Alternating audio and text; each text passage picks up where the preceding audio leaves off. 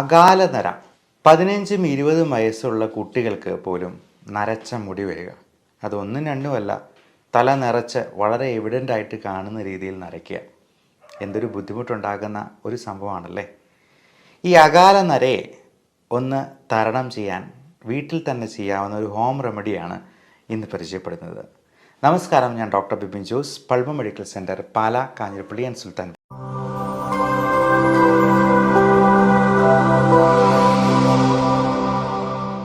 ഈ അകാല നരയ്ക്ക് പല കാരണങ്ങളുണ്ടാകും.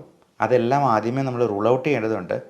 തൈറോയിഡിൻ്റെ പ്രശ്നങ്ങളോ മറ്റ് വൈറ്റമിൻ ഡെഫിഷ്യൻസീസോ, vitamin D3, vitamin B12, B കോംപ്ലക്സിലുള്ള ഏറ്റവും പ്രധാനം B7 അല്ലെങ്കിൽ ബയോട്ടിൻ കണ്ടൻ്റുള്ള വൈറ്റമിൻസ് നമ്മൾ ചിലപ്പോൾ സപ്ലിമെൻ്റ് ചെയ്യേണ്ടതായിട്ട് വരും. അപ്പോൾ B7 എന്ന് പറയുന്ന ബയോട്ടിൻ കണ്ടൻ്റുള്ള ഗുളികകൾ കഴിക്കുമ്പോൾ മലത്തിൽ പോലും ആ കറുപ്പ് നിറം കാണാം. അതുകൊണ്ട് ആരും പേടിക്കേണ്ട. അപ്പോൾ ബയോട്ടിൻ കണ്ടൻ്റ് ഉള്ളത് കൊണ്ടാണ് ഈ മലം കറുത്ത് പോകുന്നുള്ളത് നമുക്ക് മനസ്സിലാക്കാം.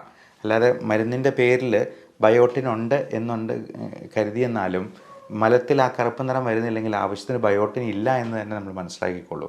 ഒന്നെങ്കിൽ ഇത് ചിലപ്പോൾ ചാത്ത മരുന്നുകളായിരിക്കാം, ആവശ്യത്തിന് ക്വാളിറ്റി ഇല്ല എന്ന് നമുക്ക് മനസ്സിലാക്കാം.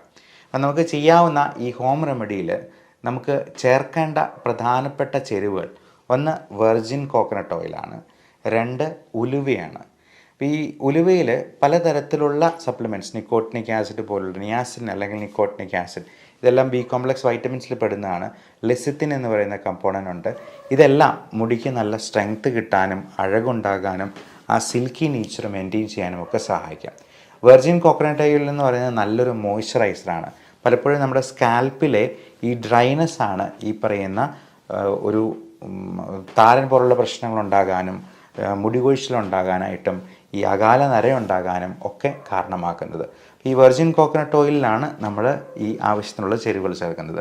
അതിലാദ്യമേ ഉലുവയാണ്. നന്നായിട്ട് പൊടിച്ചതിന് ശേഷം വെർജിൻ കോക്കനട്ടിലൊരു ചെരുവത്തിലെടുക്കുക, അതിലേക്ക് ആഡ് ചെയ്തിട്ട് അത് ചൂടാക്കി നല്ലപോലെ ഇളക്കുക. രണ്ടാമത്തെ പ്രധാനപ്പെട്ട ചേരുവ കരിഞ്ജീരകമാണ്. കരിഞ്ജീരകത്തിൻ്റെ പൊടി, അത് പൊടിച്ചിട്ട് ഇതിൻ്റെ ഉള്ളിൽ തന്നെ ഈ ചേരുവയൊക്കെ ഉള്ളിൽ ചേർത്ത് വീണ്ടും നന്നായിട്ട് ഇളക്കുക.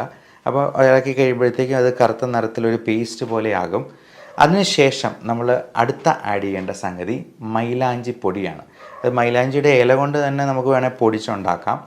അല്ല എന്നുണ്ടെങ്കിൽ മൈലാഞ്ചി പൊടിയായിട്ട്, മെഹന്തി പൊടിയായിട്ട് നമുക്ക് വേണമെങ്കിൽ വിപണിയിൽ നിന്ന് വാങ്ങിക്കാവുന്നതാണ്. ഇതെല്ലാം 1-2 ടീസ്പൂൺ നമുക്ക് ആവശ്യത്തിനുള്ള, ഇപ്പം ടീസ്പൂണിൻ്റെ വലിപ്പം പറയുമ്പോഴത്തേക്കും നമ്മൾ കൂടുതലായിട്ട് വേണമെന്നുണ്ടെങ്കിൽ വെർജിൻ കോക്കനട്ട് ഓയിലും അതിനനുസരിച്ച് തന്നെ എടുക്കുക. 1-2 ടീസ്പൂൺ വീതം ഈ ചേരുവകളും കൂടി ചേർക്കുക. എന്നിട്ട് നന്നായി ഇളക്കി അതൊരു പേസ്റ്റ് പരുവത്തിലാകും. അപ്പം അതിന് ശേഷം ആ ചട്ടി ഒന്ന് മൂടി വയ്ക്കണം. ഒരു രാത്രി മുഴുവൻ അങ്ങനെ മൂടി വയ്ക്കണം. അപ്പോൾ അങ്ങനെ ഒരു രാത്രി കഴിഞ്ഞിട്ട് പിറ്റേ ദിവസം രാവിലെ നമുക്ക് ഇതെടുത്തിട്ട് നല്ലപോലെ അരിച്ച് ഒരു കിഴി കെട്ടി നല്ലപോലെ പിഴിഞ്ഞങ്ങ് എടുക്കുക. ഒരു കുപ്പിയിൽ ശേഖരിക്കുക. എല്ലാ ദിവസവും കുളിക്കുന്നതിന് ഒരു അരമണിക്കൂർ മുമ്പ് തന്നെ നമ്മൾ മുടിയിൽ ഇത് പുരട്ടി വയ്ക്കുക. എന്നിട്ട് അരമണിക്കൂർ കഴിയുമ്പോൾ നമുക്ക് കുളിക്കാവുന്നതാണ്.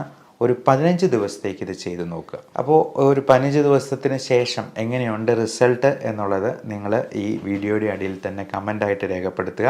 ഇനി ഇതുകൊണ്ടൊന്നും അത് ശരിയായില്ല എന്നുണ്ടെങ്കിൽ നിങ്ങൾ ഡോക്ടറെ സമീപിക്കാനായിട്ട് മടി കാണിക്കരുത്. എന്തെങ്കിലും വൈറ്റമിൻ ഡെഫിഷ്യൻസിയോ മറ്റ് അണ്ടർലൈയിങ് കണ്ടീഷൻസോ ഹോർമോണൽ ഇംബാലൻസോ ഒക്കെ ഇതിലേക്ക് നയിക്കാൻ സാധ്യതയുണ്ട്. അതുകൊണ്ട് അതിനൊരു വിദഗ്ധ സേവനം നിങ്ങൾ വേഗം തന്നെ തേടേണ്ടത് അത്യാവശ്യമായിരിക്കും.